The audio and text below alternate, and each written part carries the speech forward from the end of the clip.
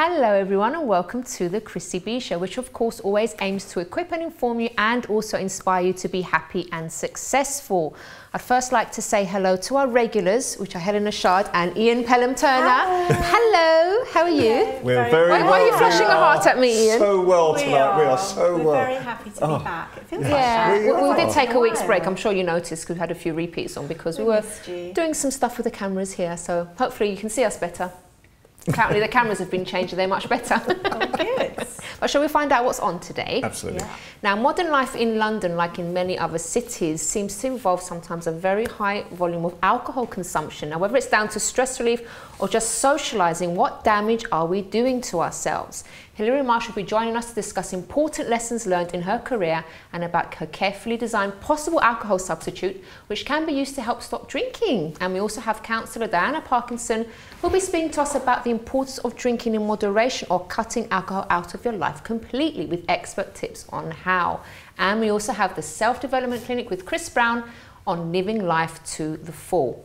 We also have Jane with her fitness tip, of course, your favourite bit, and also Hannah Richards will be preparing a monkey nut pie. Oh, yeah. Sounds intriguing. It's very, very healthy, apparently. And I'll be answering a question from a viewer. So we've got lots to get through. Absolutely. But let's start off with the celeb and roll news. Well, we have to start by saying congratulations, and we're so thrilled about the news. The Duke and Duchess of Cambridge, obviously expecting their second child. And we're absolutely excited and very excited because we did release the information on your show. You did? We did know about it. A month ago. We so did. We think you are the first show in the world to actually say that there was a royal baby on the way. Definitely. See, we knew before anyone else knew. And as soon as I learn hashtags, the rest of the world. So I shall be teaching Ian how to hashtag. I'm not quite sure what it meant. You Don't know what it meant. You're going to be hashtagging if I could hashtag, I'd hashtag. You'll be able to do it, you will. Anyway. So we're very excited. So it's going to be a spring baby, which is fantastic. And Ian was doing some research. I was doing some research, and it could be a girl because apparently statistics, and I said it correctly. Yes. I was so worried about that word. I've been saying it in the loo. I've been practicing in the mirror. Statistics show that more baby girls are born in the spring, and it's boys in the summer and the autumn. It would, well, whatever. It would be lovely, but it would be nice. It would be nice to have a little girl, wouldn't it? Wouldn't it? Yeah, so we're excited. And, but poor old Kate as well is suffering from really bad morning sickness. Yeah, and although it's been released by Clarence House, I think she's just before the 12-week period, which is unusual. You were going to say 12 months. Yeah, I was about to say 12 months. I was like, hang on, it'll be 3 months old. But we learnt the lesson last time, didn't we? Because her secret is raspberry loose leaf tea, isn't it? That's her secret. And last year, when she was going through this same thing, and had the same type of issues, she actually started drinking raspberry loose leaf tea. She did. And it helped. Well, I think her morning sickness is quite acute though. Yeah, it is quite acute. But I thought then that the royal purveyors of groceries, who we can't name, but I mean Piccadilly, I thought they would have raspberry loose leaf tea. So I went to them.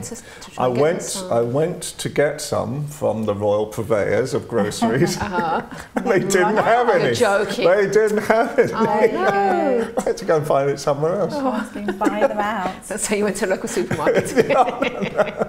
Not quite, but almost. Okay. So it's a shame though, because she won't be doing all her. The Kate effect is everyone's very excited. China were excited to have her over there, but she's not going to be there now. I think Malta as well. Well, imagine all the attention she'll get when the baby comes. So yeah, it'll be fine. It's worth it. Yeah, it's worth the sacrifice, isn't it? So there's loads more. What do we go to? I mean, Prince Harry's nearly 30, so that's really exciting. Really? He's nearly 30, and he's going to get. Princess Diana in trust is lots of money, so something like over 10 million or something he's going to get on his 30th birthday. Oh wow. And lots of special things from her as well, like her wedding dress and things like that, so it's a special time for him. Okay. So that's nice. Yeah. And there's major stories about the Queen. I love this story. Apparently last week one of the guardsmen allegedly, I did say allegedly, allegedly decided to pirouette ballerina style whilst he was marching up and down. It wasn't allegedly, I saw him do it. Were you there? Did you see it on I'm sorry, on TV. It was on the news. You're not a reveal hashtag, are you? Everyone has to be so careful these days. I couldn't believe it when I saw him just well, now, spinning around. The story is today he's been sacked. Oh, really? So we're not sure whether this is true, and the army are sort of saying they can't go into individual cases. But the best quote I heard of the day was that he'd only be reprimanded if he'd done it over 70 times. Oh, he can't. So he's been doing it ferociously for the last few months.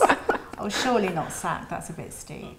Well, I suppose I do understand. Well, I think they have to be quite strict. I mean, it was funny for those that saw it. It was quite funny, but at the same time, he has to, you know, if it's a serious post, isn't it? And it's the reputation of the royal family and all that stuff. So. Yeah, and obviously, the Queen is not in the best of moods at the moment because next week is the referendum over whether Scotland becomes its autonomous country or not. And the Queen is terribly worried that she may become the first monarch to actually not officially reign over Scotland anymore. What do you think will happen? Well, it's quite a shock. I'm quite shocked. I think that quite possibly will be independent. It looks like it's going that way. It's teetering, isn't it? It's teetering. Definitely. Yeah. I mean, because though, we were up at the Royal Yacht Britannia a few months ago. In Edinburgh, you know, and obviously we're sort of talking about it then. Next time. Okay, anyway. It is lovely. It is lovely. Really enjoy it. We had a lovely afternoon tea. Well, thank you. Anyway, you were saying. And then it was thought that it wouldn't happen at all. It was something like about a 70% no vote. But that's I think sort of turned round. Obviously, the Queen loves Scotland. I mean, she spends a lot of time there, so she's very worried. But anyway, talking of the Queen, there's a lovely little girl in the north called Leah Zua, who's 7 years old, the most fantastic violinist, I mean, incredible. And she invited the Queen to come and see her perform in the north of England. She did get the Queen unfortunately cannot make it, but did get a letter back 2 days later saying, you know, wishing her luck and everything. So she was very excited to get this letter. But she's incredible, 7 years old. You wouldn't believe she sounds amazing. Oh, wow. Absolutely amazing. It's a talent, isn't it? Yeah. I used to play the violin. I know. Can you put a few strings? We've been trying to get the Queen on the show. Not the Queen. For ages. Possibility. Oh. I'd love to hear her play live on the show. Yeah, I mean, she's incredibly good. I mean, I used to play the violin, but not to that standard. Yeah, I did. You never told me that. I did. You and didn't. I'm a big fan of Nicola Benedetti. And when I heard Nicola Benedetti, who's Scottish actually, which is quite funny, when I heard this little girl who's 7, I mean, I couldn't believe it. You just wouldn't believe her standard. Wow. Anyway, amazing. Absolutely amazing. Brilliant. So moving on, I know this has happened a little while ago, but I'm still very excited as well for Angelina Jolie and Brad Pitt. Congratulations on their marriage. Yes. And hush-hush. It was all very hush-hush. 20 guests, that's all, and a very low-key affair, but in the most amazing. And her father wasn't there? No. Was that correct, or was that just a rumour? No, there was something there. There's been Say it as it is. Trying to get into trouble. Yes, I know. Allegedly. There was issues between the two of them, you know, for a while. That I think, you know, sort of became resolved after a while. But years ago, you know, it's been recently very widely reported again, she was quite a difficult person to live with. She had all sorts of lifestyle issues that were very unbecoming to who she is now. I mean, she's totally transformed. But it was at that time that I think that the relationship was strained. But really, I'm very excited. It was lovely. I mean, I wasn't there. I wanted to be invited, but you know, alas. But it's in their Chateau Miraval, I think it is, in the south of France. Beautiful. Really? It's even got a moat and everything. Oh, wow. But Brad Pitt she had her Versace dress, which is stunning, and Brad Pitt just had one of his suits from his wardrobe, and even forgot his tie and had to borrow one of his son's ties. So naughty! Come on. And even the music, they just hummed "Here Comes the Bride" as she walked down the aisle. So it was all it's quite sweet, isn't it? I mean, they've got everything. Relaxed. Yeah. But it was quite nice about the messages, though, wasn't it? There were messages. There were children messages on the dress.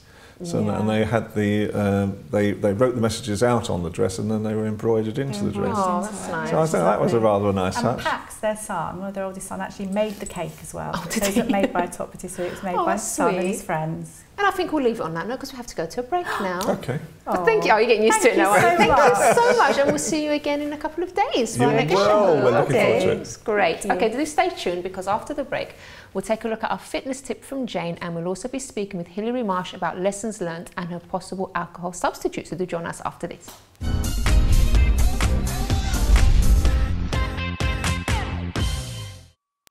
Don't forget to subscribe to the Chrissy B Show, always aiming to show you the happier side of life.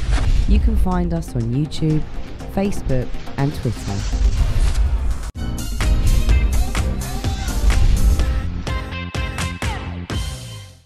Welcome back. Now, before meeting my first guest, let's take a look at this video with Jane.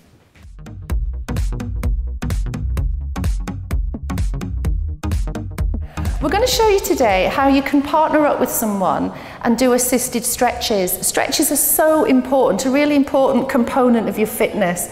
Everybody should stretch, whether you exercise or not, it's really good for you. So I'm going to show you 3 stretches. It's a little bit of fun if you're working out with a friend, and also you'll get more out of these stretches. And the other thing is, if someone's stretching for you, you can relax the rest of your body. You don't have to engage the opposing muscles. Okay, so I'm going to show you with Elliot the hamstring stretch. He's going to stretch the back of my thigh for me while I just relax and lie down on the mat. That's it. So I guess the important thing is communication, because I'm going to say to Elliot, go and push that a little bit further, keep going. And it's really important, obviously, that you go into these stretches carefully, because you could cause injury, couldn't you, Elliot, if you went in too hard. And I think, like you said, ask your partner, is that enough? Can you feel the stretch? If you can go a little bit more, then obviously you'd ask the person that as well. And the person needs to stay nice and relaxed as well, taking deep breaths throughout the exercise. Because the other option would be for me to be pulling here and I'd be tensing up through the shoulders. So you can put me into a nice deep stretch while I just relax. That feels really nice, actually. So that's your first one. Brilliant, Elliot, thank you. Next one is the front of the thighs. Anyone who does spinning, cycling, running, you need to stretch out your quadriceps, front of the thigh. This is a really good one. Okay, so I'm just going to relax down on the mat. Yeah, and then I'm going to be putting slight pressure just through the tops of the laces of Jane's, and then you're going to be bringing the heels to the butt, like so. And then again, you're asking your partner if you can feel that stretch. If they can't feel the stretch, they can just push the hips down into the mat a little, and that should increase the stretch into the quads, so that should feel that. Yeah, I can feel that. You can go a bit deeper if you want. Push, push, push. Yeah, that's it. I can feel it now. And I'm just going to press the hips into the floor so I can feel that a bit more. And again, the only other option for me to get into this stretch would be for me to be holding here. So I'd be, again, tensing in the upper body, so that works really well. It's perfect, so then Jane can stay relaxed without introducing other muscle groups to help her pull the quads in. So we've got one more to show them, haven't we? This position is a down dog. You'll often see it in Pilates and yoga. So Elliot's got his heels aiming towards the floor, doesn't matter if they don't get to the floor, shoulders away from the ears, and he's pressing his chest back towards his thighs. Now I'm just going to lean some body weight into Elliot's lower back and start to push. And can you feel how the weight's transferring? Straight away I can feel that into the hamstrings, the back of their thighs.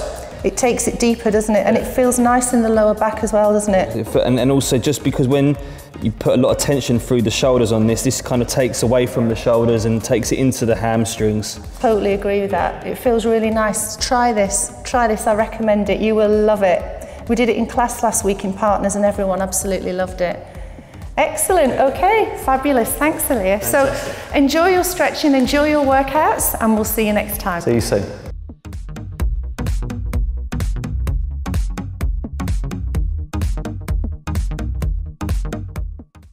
Thank you very much, Jane and Elias. So now I'd like to introduce Hilary Marsh. Hello, Hilary. Hello, Chrissy. How are you? How are you doing? To be here. Nice to meet you. Lovely. Now, first of all, before we talk about the alcohol part of the show, can you tell us a bit about your background? Certainly. I've had two careers really to date, one of the head and one of the heart. And what I really like about my new venture is that it's going to bring the two sides together.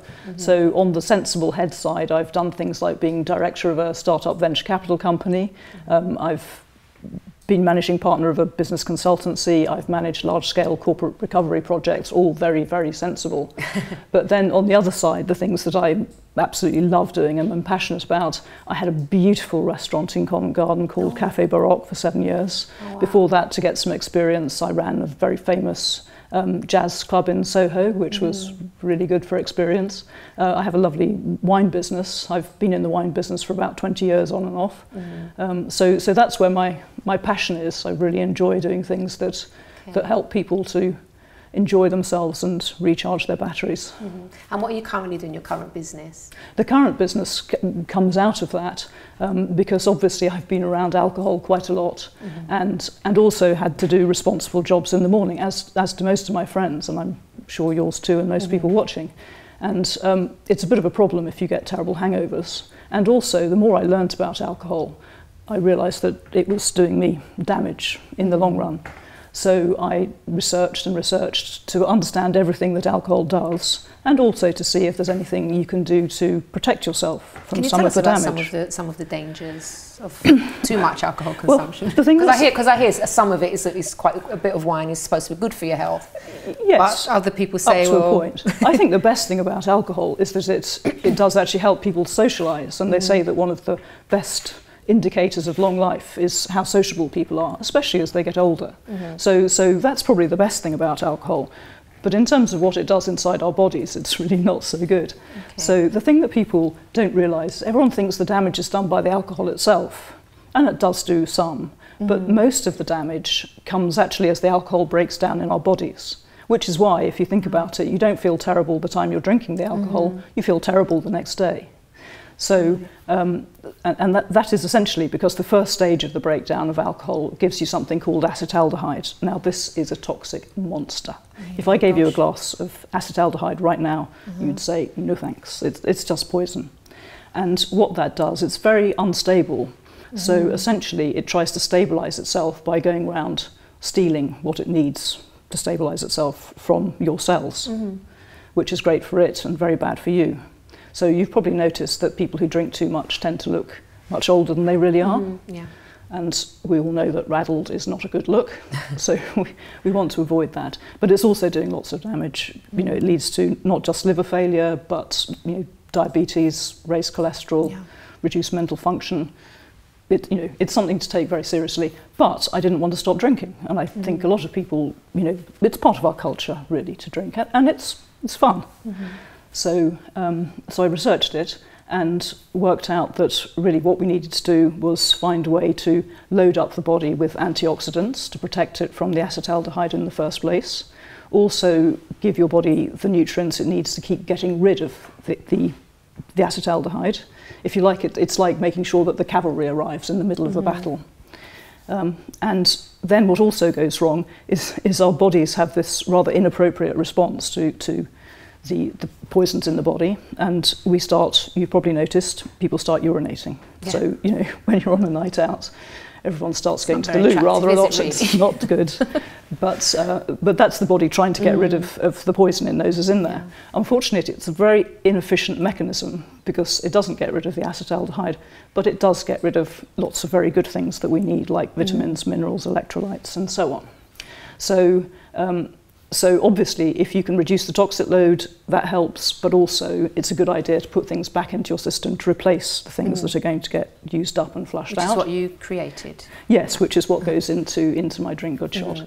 And then the final thing that happens with alcohol is that when it finally breaks down, it breaks down to a very acidic residue. So you may have noticed you have nausea, heartburn, indigestion the next day, feeling sick, and that's largely to do with the acidity. So it's a good idea to take on board something which is also in my drink, that breaks down to an alkaline residue to balance out the pH. Mm-hmm.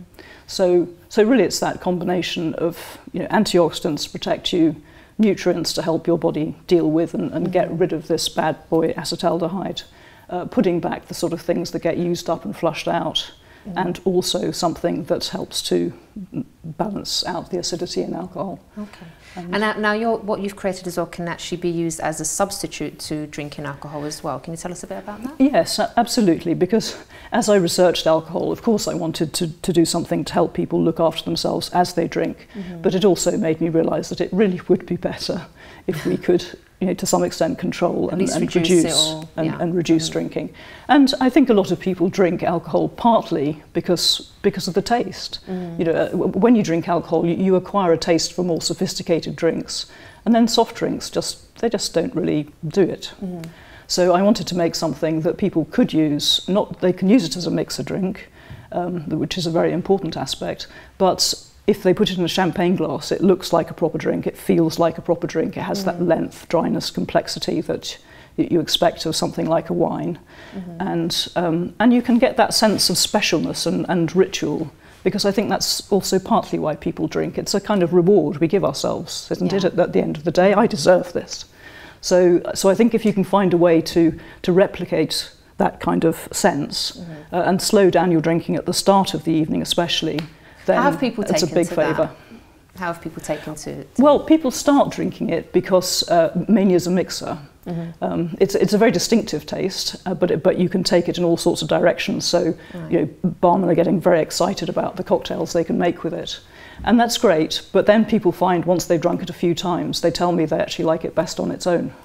So, which is ideal, really. So the brilliant thing is that that's the best thing for the health, isn't it? So if anyone says, Hilary, what you're doing is shocking because you're encouraging people to drink more, I can just point to the facts and say, no, actually, my drink is helping people to drink less. That's brilliant. So that's and good. bang on time, because we're just going to go to a break now. Hilary, thank you so much for sharing that with us. Thank That you. was brilliant. Okay, do stay tuned, because after the break, we'll also be taking a look at our nutritious recipe from Hannah Richards, and we'll also be talking to counsellor and alcohol expert Diana Parkinson. So do stay tuned.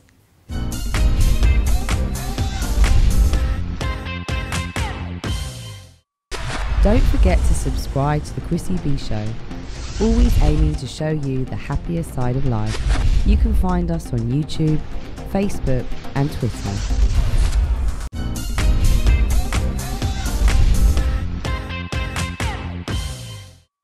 Welcome back. Now, before we go to our next guest, let's go to Hannah Richards for another yummy and nutritious recipe.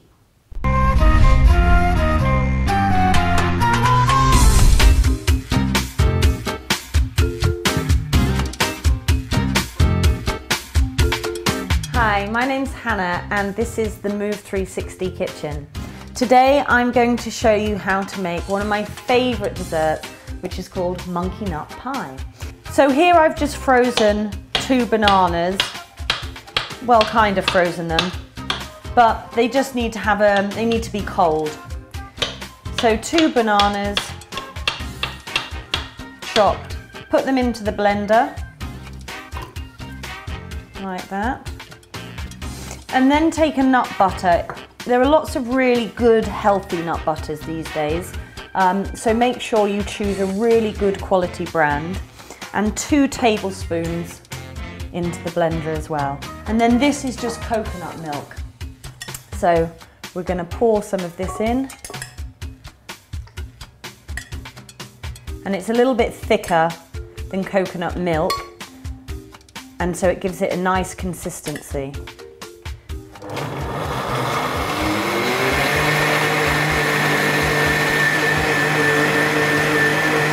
Okie dokie. And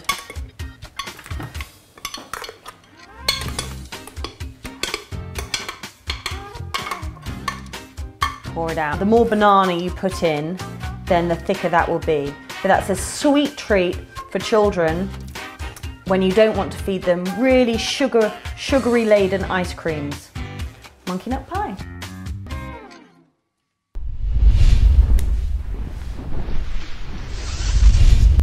Thank you, Hannah. I'm definitely going to try that recipe. So now I'd like to introduce Diana Parkinson. Hello, Diana. Hello. Now, the viewers do know you because you have been on the show before. Oh, good. Maybe they'll remember. They'll remember, yeah, definitely. So we're going to talk about, continue the theme of the alcohol consumption. So obviously we spoke with Hilary before about people that like to drink socially, and obviously the dangers of alcohol. But people do drink socially, and that's always going to happen, which is fine. You know, people like to do that, like to use it to relax and stuff like that. But let's talk about those people that drink to escape some kind of issue they're going through, or some kind of problem, because obviously that's going into dangerous ground now, isn't it? Yes, lots of people do that. So often when people come to me for therapy and they start talking about, because they're going through difficulties in a relationship or at work, that what they're doing is trying to escape through drinking and drinking too much, and then that causes a whole raft of other problems.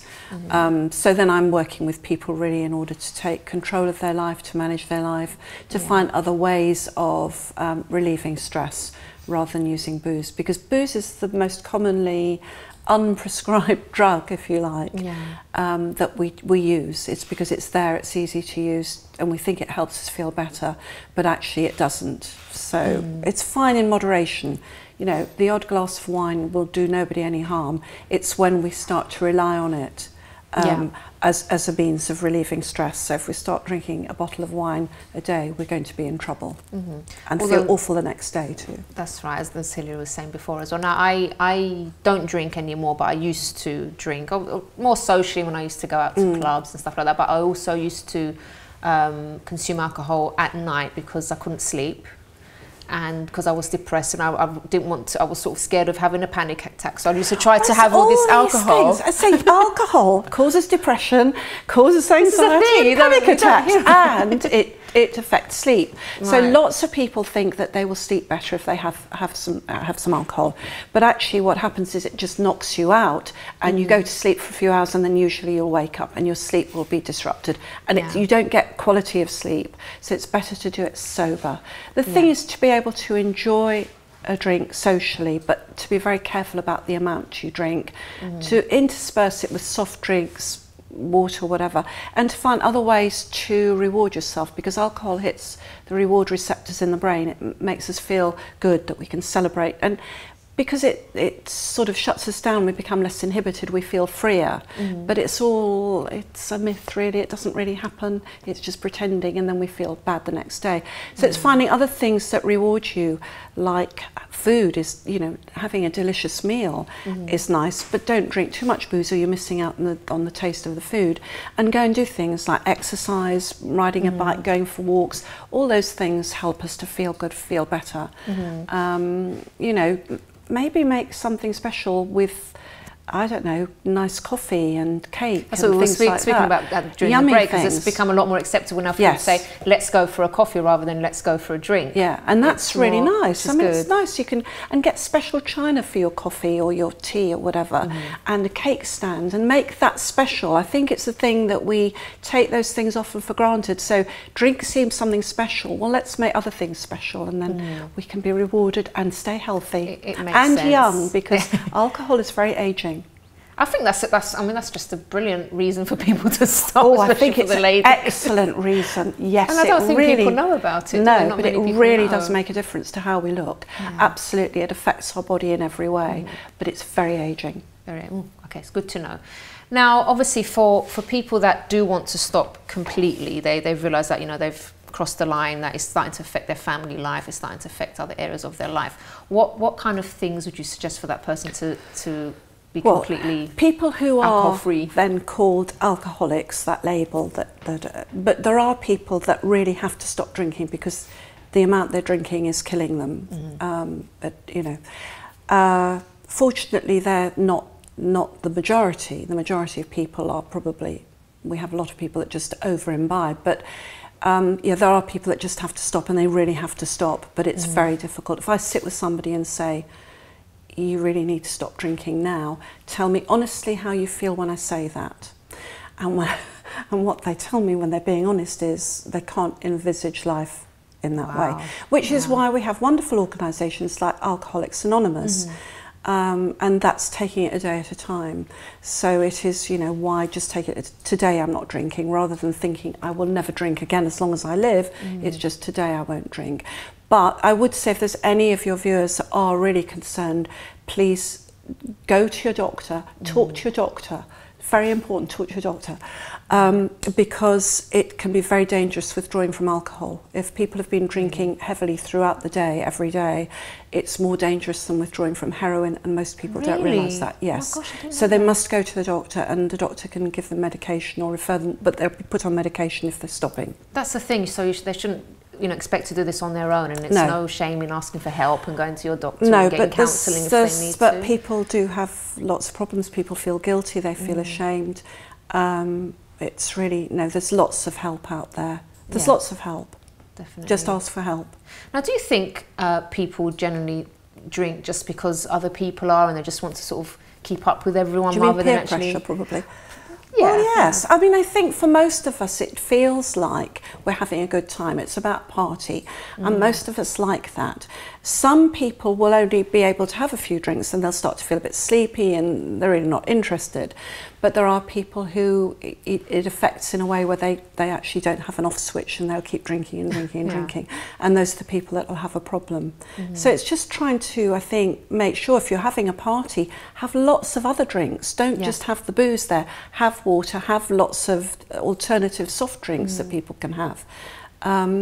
And learn to have a good time without the booze, because it's often we're using it as a prop. What I say to people is, when you go out for the evening, I mean, these glasses are brilliant. Have a glass like this sort of size is great, with something that doesn't contain alcohol. By the time you finish drinking that, you will feel comfortable probably within your surroundings, and you won't feel so shy and self-conscious. We use alcohol as a prop to help us feel more confident.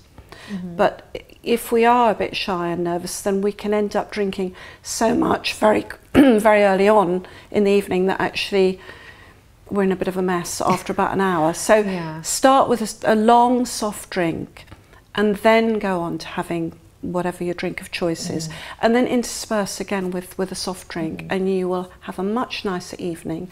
You will remember everything. And no embarrassment, and you wake up in someone or offended your boss or something. Yes, all those awful things that we all do if we have too much to drink. Now, I don't know if you'll know about this, but it's quite intriguing the way different people react to alcohol. For example, you get those people that drink and they become quite pleasant and outgoing, and then you get others that are really horrible. they start swearing, they start being quite violent. Do you know why that happens? Is it something to do with their personality already, and the alcohol just brings it out? Well, it is, but because alcohol, what it does is, as soon as alcohol goes into our body, it starts shutting us down. So though we think we're relaxing, we're not, we're just shutting down. We become less inhibited, and we will do things. We become more primitive in our behaviour, and that's why we get such an increase in violent behaviour. Of course, not everybody is going to be like that, but an awful lot of people are. We know that. I mean, it's well documented, and it's very frightening. So people under the influence of a lot of alcohol will behave appallingly and, you know, commit terrible deeds. And also, if people are, once they've had a certain amount of alcohol and are less inhibited, they're more likely to try other things like other drugs. And if you mix something like cocaine and alcohol, that can be extremely dangerous. And I've unfortunately had dealings with that through people that have been referred to me through things that they've witnessed where it's resulted in a death that's been you know, very violent and hugely distressing. So we need to be careful. Definitely. Diana, thank you so much for that great advice. Thank you. Okay, so do stay tuned, because we have one more section, and this time it's with self-development coach Chris Browne talking about how to live life to the full, and I'll also be answering a question from a viewer.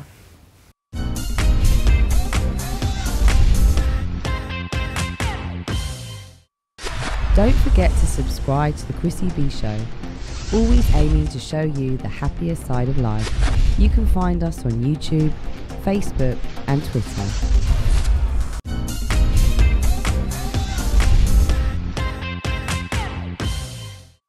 Welcome back, everyone, and now I'm with Chris Browne, self-development coach. Hello, Chris. Hi, Chrissy. So we're going to be speaking about living life to the full in just a moment. All right, then. In a moment. Living life to the full. Living life to the full. Yeah. But we're going to answer this question from a viewer first. And this one's from Tasha. And she says, "Hi, Chrissy.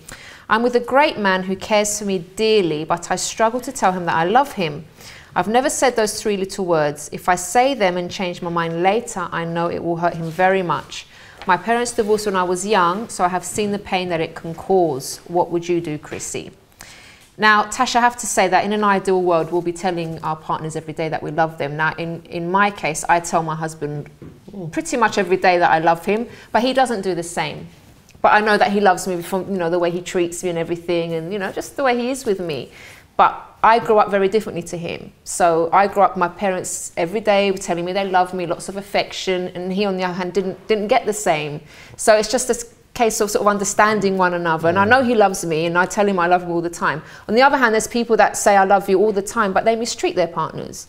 So at the end of the day, for me, I don't see the big deal if you tell someone you love them or not a lot, because at the end of the day, it's just words, and what I think really counts are your actions. But if your partner wants to hear that, I don't see the harm in saying it. But I think with you, the real issue is the fear of things going wrong because of what you've seen with your parents.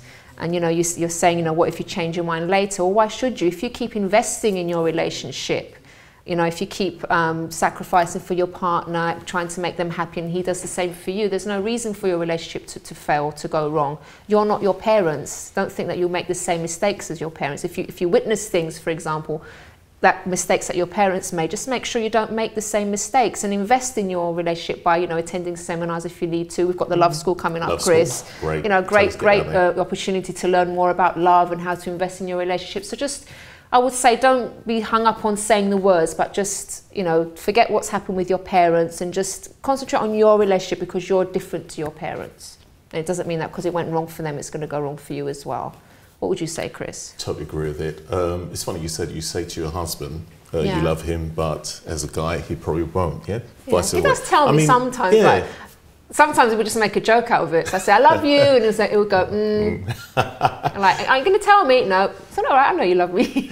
But you said something. You said that it was the way different people are brought up as well. Like they express it. I mean, I do tell my wife I love her, and she tells me she loves me as well. Yeah. Well, quite a lot, to be honest. We say it to each other. But in this case, it is a case of whatever it was before, and there's no loss. Yeah. And it is better showing it instead, to be honest, Yeah. Words are words, but actually expressing what you do. Yeah. She said he's a great guy, didn't she? Yeah, exactly. Tell him. Yeah.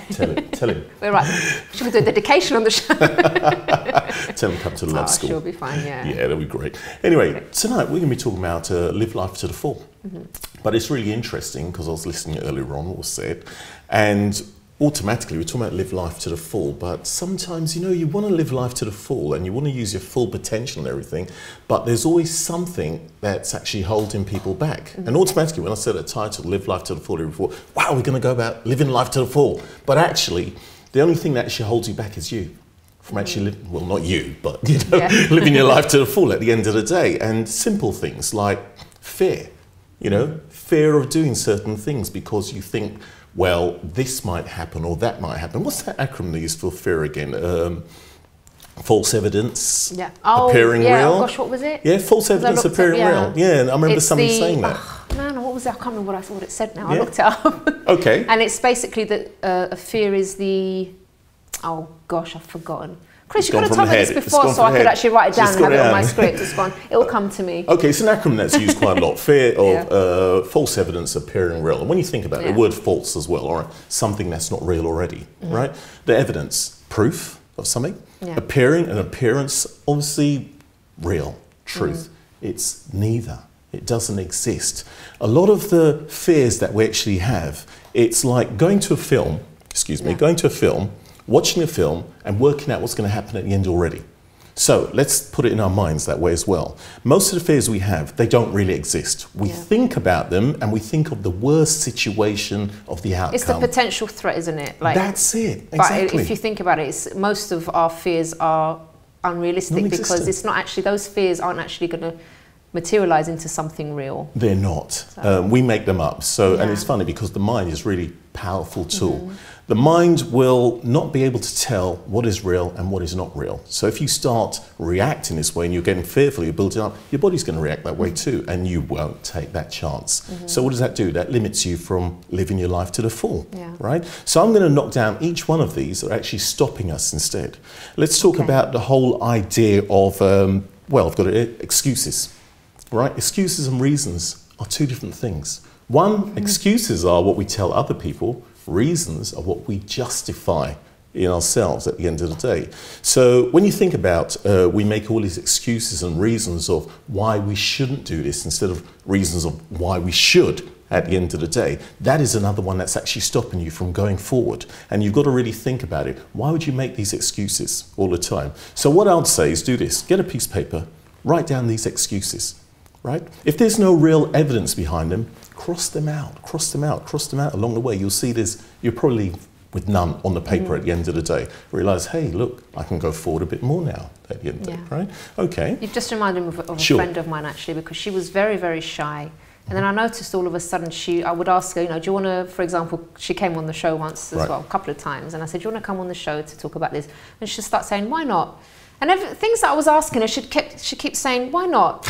And before she wouldn't do that, but she was purposely, she actually set herself a bit of a challenge to not give excuses. Oh, I can't, I'm busy, I've got a child to look after.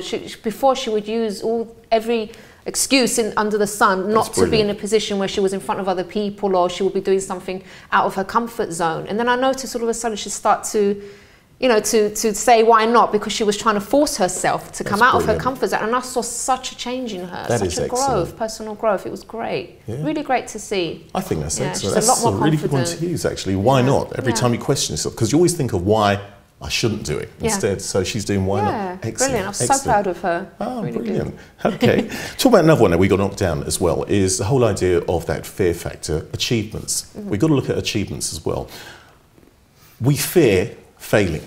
So we fear failing, so we think, well, I can't do that. I won't be able to do that. There's no way I can do that. And what if I get embarrassed in front of everybody or things like that? So let's go back. Let's reflect back and see of the times we have achieved something. Now, achieve something, it doesn't have to be something wonderfully great or over success, or it could be something very simple. And if we go back to that and think of the times when, well, I don't know how you felt when you started doing this. All the time, there's always this something in the head that says, well, no, because of this, or no, because of that. The first show was awful. Yeah, we think that way. Well, the show wasn't awful, but the thoughts that go through our head. Yeah, everything went wrong on that day. It wasn't good, yeah. Okay, we didn't even put that one on YouTube, so you won't be able to find it anywhere. But the main thing is, you went through that, but you achieved it. So if we go back to that time and think about what we was afraid of, and how we actually went through it and emotions went through, but we achieved it. We can do that with other things as well. It's a matter of replaying and going through, right? So we've knocked another one down, and here goes another one which is really important. Pushing those limits out, extending the territory. We got a lot of self-imposed limits that we actually put in our head, right? Now, what we've got to do is get to that point of actually pushing out a bit further, a bit like what your friend said before. So these limits that we got in our head, we start to gain territory. Every time, every day, a bit more, a bit more. Say we only use 10% of our brains at the end of the day, right? Now think about it. If we can actually push that a bit further, the amount we can actually achieve in doing that. So push the limits out, break them down, gain territory. Now, here goes another one. Always say the no-nos. We're having a debate about it. And no-nos and no-nos, right? No-nos and no-nos. We don't know if the spelling's correct on there because we're having we'll get it. Right, the no-nos. A child growing up, here's about 400 no's a day. Could you believe that? Really? We grew up hearing about 400 no's a day. I'm thinking, well, how many times, you know? And then if you think about it, it's what, 146,000 for the year, work that out as well. But just think about it, the amount of no's you're hearing that's been said to you growing up. Automatically, you start to react that way as well. About to do something, no. I've got to go this way, no, no, no. So we've got to readdress that. No's are good sometimes. Like, no's are good. I'm going to stick my finger in the socket. No. Feel a fire burn. Right, but sometimes we've got to experiment. We've got to find out. The no's are good in certain situations like that. But if we go back to that and realise not all of them were exactly right at the same time, and we can't hinder ourselves by those no's in the past. We've got to actually take chances and take risk. Now, going back through that, if you just break down each one of those, you realise, well, am I really living life to the full? Have I really extended myself? I mean, I'll go back on it. That example you gave of your friend is brilliant. That's practical. That's actually doing that. So she's extended her territory. She's broken down some of her fears. She's replayed that thing in her head, that film. She's broken it already. So by doing that, so we've got to take those steps to actually start living life to the full. As I said, when I first said the title, Live Life to the Full, everybody thought I was going to say, hey, about going out and no, party, no, yes, drinking. Exactly. I'm talking about that. It's about breaking down the things that are actually stopping you yourself from living your life the way you would say is the full. What's full to somebody else doesn't mean that's what's full to you. Brilliant. Okay, Chris, thank you so much Pleasure. for the pearls of wisdom.